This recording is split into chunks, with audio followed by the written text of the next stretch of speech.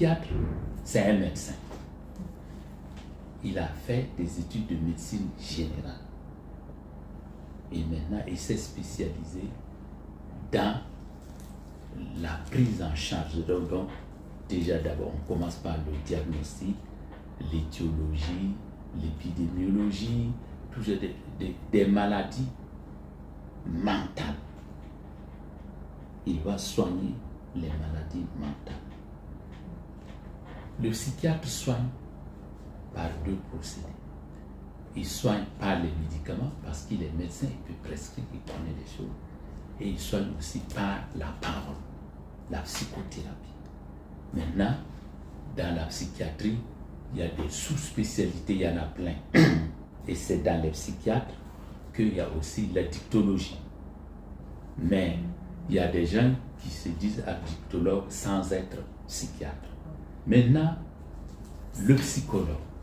Le psychologue, c'est un qui vient de la faculté des sciences humaines. Il a fait 3 ans de psychologie générale où on explique comment fonctionne la psyché, le système de comment fonctionne le psychisme, comment fonctionnent les émotions, tout, on va lui expliquer tout ça là-bas. On va lui expliquer même la physiologie de ces émotions-là. Parce qu'on enseigne ça. L'anatomie du système nerveux central. Alors qu'il est en lettres, on va lui enseigner tout ça.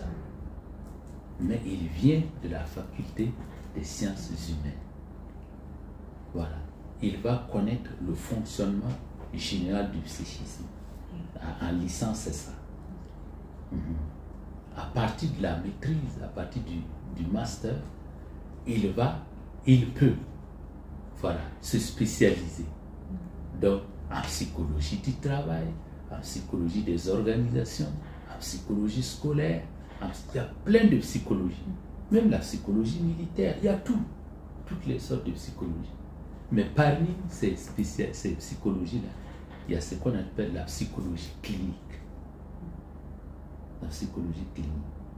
Et qui dit psychologie clinique dit travail en clinique. Sinon, il n'y a pas le nom. Le nom là n'est pas donné par hasard. C'est qui dit travail avec les malades, les malades présentant de troubles, les personnes présentant de troubles. Donc, cette personne-là, pour sa formation, forcément, il doit passer dans les hôpitaux, dans les cellules de psychiatrie, voilà, dans les structures qui ont des enfants qui ont des problèmes psychologiques, etc. Il doit passer là-bas pour parfaire son stage. Mais si tu as fait ta formation seulement théorique à l'université sans aller dans les cliniques, tu ne maîtriseras pas bien ta psychologie clinique. Donc la psychologie clinique, c'est ça. Donc le psychologue, ce n'est pas un médecin. Il ne va pas prescrire. Malheureusement, on a surpris des psychologues en train de prescrire, ce n'est pas une bonne chose. Mais dans l'enseignement que nous on leur donne là, on dit qu'il ne doit pas prescrire. Même si on vous dit que tel médicament peut provoquer telle chose, vous n'êtes pas autorisé à prescrire. Donc le psychologue soigne par la parole.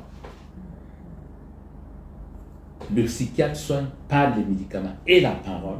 Le psychologue soigne par la parole.